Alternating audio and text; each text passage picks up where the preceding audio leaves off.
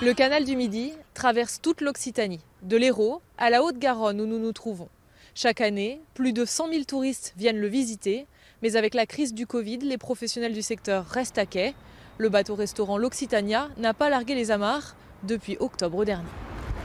Richard Munoz est un capitaine bien seul près de son bateau. L'entrée est déserte, puisqu'il n'y a plus aucun client qui vienne sur place, sur le bateau. Il voudrait qu'un horizon se dessine.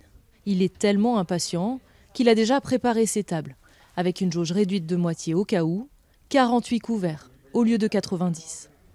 On a sorti les gilets de sauvetage, parce que finalement, visuellement, ça marque bien les places qui ne peuvent pas être utilisées. Enfin, comme ça ne nous plaît pas trop de sortir les gilets de sauvetage, parce que ça peut être un mauvais présage. Sur le canal, le secteur du tourisme fluvial a perdu 80% de chiffre d'affaires en 2020. Les hôtels à proximité sont aussi durement touchés. On a perdu 50% des réservations entre l'été 2019 et l'été 2020. On a des gens qui venaient du monde entier pour le faire à vélo. Et là, toute cette clientèle étrangère n'était pas au rendez-vous et on sait pourquoi. Le canal du Midi est inscrit au patrimoine mondial de l'UNESCO depuis 30 ans. Avec ce titre viennent les exigences. Même en pleine pandémie mondiale, VNF, l'opérateur, doit constamment le rénover pour que l'édifice ne montre pas qu'il a 350 ans.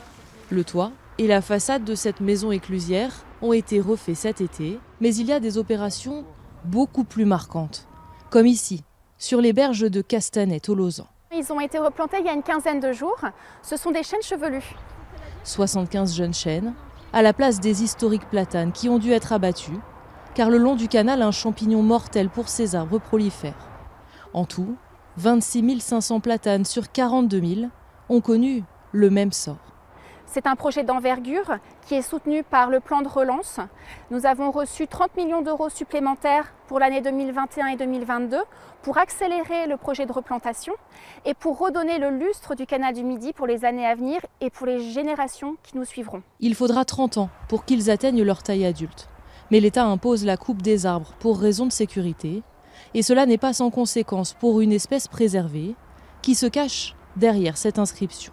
CS branche, ça veut dire que des écologues sont passés il y a quelques jours. Et là, ils ont identifié qu'il y avait des chauves-souris qui vivaient dans ce platane. Ce qui veut dire que quand les bûcherons viendront pour abattre les arbres, les écologues viendront faire des sauvetages de ces animaux. Et voici les futurs abris des chauves-souris.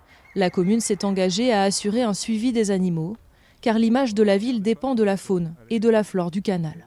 Alors même si les arbres sont pour l'instant très jeunes, tout le monde ici est soulagé qu'ils soient replantés. Les plantations d'arbres autour du canal du Midi, c'est incontournable. Les gens attendaient vraiment avec impatience qu'il y ait la replantation.